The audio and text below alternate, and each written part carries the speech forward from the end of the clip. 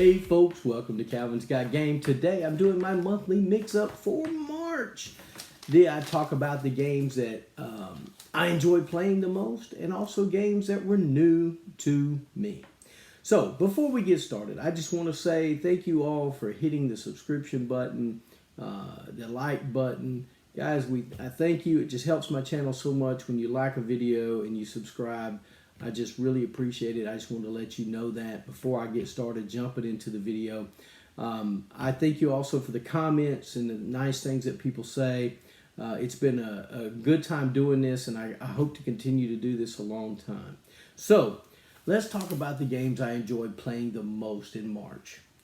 All right, so let's start out with The Crew by Cosmos Games. It's 2 to 5 players, takes about 20 minutes to play. If you haven't heard about The Crew, then you've been under a rock because this game is out there everywhere. Everybody talks about it. You're looking for Planet 9. They've come out with a new crew, some kind of underwater, I think, deal. But I think it's probably just as good. This game has so many missions that you go through. And it's a trick-taking game, which I like.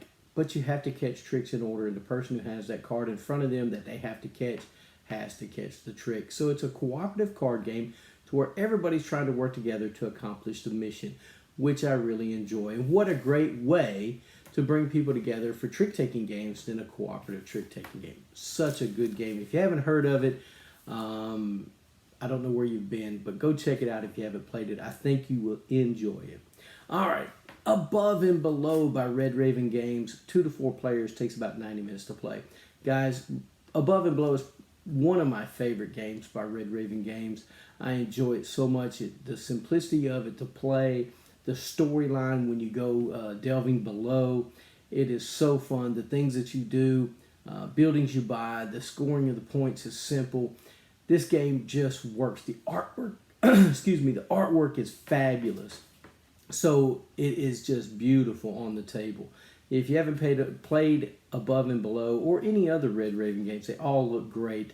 The artwork is always fantastic, and the quality of the game is right up there. So, Above and Below by Red Raven Games.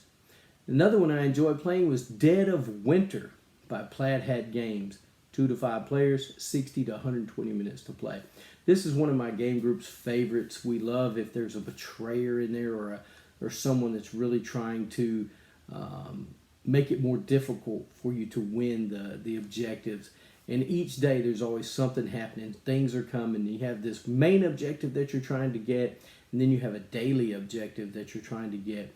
And you may have to feed it medicine, you may have to put in food, you may have to put in tools, whatever it may be. But somebody out there can put something in there that doesn't belong, and you think you have enough, and then when you reveal them, you don't, and you have to suffer the consequences. Love Dead of Winter. Plaid Hat Games does a great job. You can see I love Dead of Winter because I have a Dead of Winter sign or poster right behind me. I love Dead of Winter. What a great game. Betrayal at House on the Hill is the next one by Avalon Hill. 3 to 6 players, 60 minutes play. Another one of my favorites for my game group. We really enjoy Betrayal at House on the Hill. Just the exploration of the house. Getting to that point where we're rolling dice and we've got so many omens on the board, we're trying not to roll under those omens. It's just tense every time somebody gets an omen, and we have like 6 omens, and we're going, oh, this is going to be it. This is going to be it. And they roll like a 7 or 8, so we don't go into the haunt yet. But it is so wonderful. This game is just fantastic. I love it. I know some people have qualms with the stories, the endings and things that happen in it, but it is so good. I really enjoy it. We just kind of house rule a few things, but almost all of the endings that I've hit so far have been good. I haven't done all 50. Of course, I have the Widow's Walk expansion, so that gives you another 50. So, love this game, Betrayal at House on the Hill. Now, let's talk about some new to me games. What was new to me? Well, Spy Tricks by WizKids. 3 to 4 players, takes about 25 to 30 minutes to play. Spy Tricks is a trick-taking game, which you know I like, but this one has a twist to it. You're going to deal out all the cards, depending on how many people are playing. You deal out so many cards to each person. You have 3 cards left. You put 1 card face down, no one knows what it is, underneath the top secret area of the play mat. Then you put the other 2 cards out on the board. So the board has all the cards that could possibly be played. And there's only 3 suit colors. There's red, white, and blue, or red, blue, and white. I'm not real sure what order I know red is tops.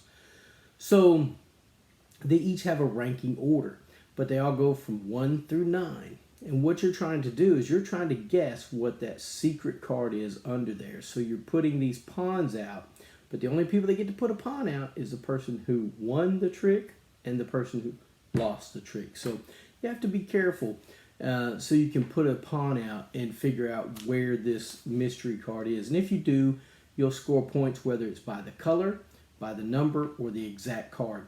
It is a great little game, great twist on trick-taking, spy tricks. Then I played Chocolate Factory. Chocolate Factory by Alley Cat Games, 1 to 4 players, 45 minutes to 90 minutes. 1 to 4 players, 45 to 90 minutes to play. I taught this game to the game group. I don't own the game, but I watched the video on how to play it. Thank you, Watch It Played, or whoever did it. I think it was Watch It Played. But Chocolate Factory was really good. You put it on there, and you put these chocolates as they go through your Chocolate Factory. You can turn certain things into something else, and you're trying to make chocolate. You're trying to make certain chocolates for this corner store, for the big orders, and you're scoring points that way. Now, we played it a little wrong because I missed one little thing about you had to do your cards in order from top to bottom, not bottom to, or from bottom to top, not top to bottom. Because the top one gave you the most points, the bottom one you had to work your way up. So had little one minor deal. Needless to say, I was trying to play the game the right way, lost terribly while everybody else was just doing whatever they were doing. And it was a mess. But Chocolate Factory is a fun game. If we had that one rule right, I think it would have been a lot better for everybody. We're going to play it again and get it right. But Chocolate Factory by Alley Cat Games, 1 to 4 players, 45 to 90 minutes play. Who doesn't want to make chocolate? Great little game. Then I played the Dresden Files, Evil Hat Productions, 1 to 5 players, 30 minutes to play. Now, the Dresden Files. Didn't know much about the Dresden Files. I knew it was a book series. But I did discover it has a television series, so I've been watching the television series, so I knew what to expect when the Dresden Files came. I was more familiar with what was going on. And the game does a pretty good job of going through some of that. I think it does the book series, but it needs, I think it's going to need more content if it's going to continue on. The Dresden Files, Evil Hat Productions, 1 to 5 players, 30 minutes to play. Then Jamaica by GameWorks, 2 to 5 players, 30 to 60 minutes. Now, guys, this is an older game. I finally got it in my collection. It's a racing game, and you from Port Royale, and you're trying to go around the island and come back to Port Royale. But you've got to have food, you've got to have money, and you got to watch out for other pirate ships because they will attack you, and they will take your stuff.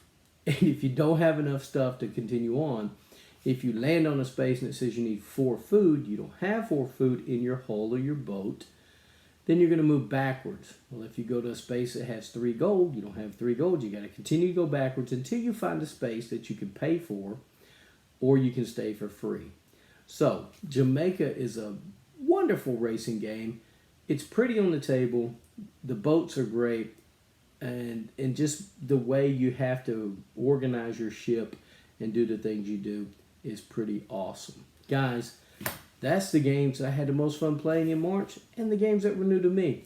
I played about 36 games in March, so I didn't get as many to the table as I usually do, but I always try to get as many as I can.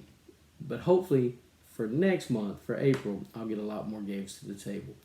Guys, thank you for liking, subscribing, for sharing these videos, for coming along with me on this ride. I really appreciate it. I would like to know in the comments, what are your favorite games that you enjoy playing? What are some new to you games that you've played? May not be the newest, the 2021 or the 2020 games. What is it that you played recently that just blew your mind, that it was a fantastic game? What took you so long to get to it? Guys, I sure would like to hear from you. I want to say, get a board game to the table, spend time with friends and family. And guys, thank you so much for watching Calvin's Got Game.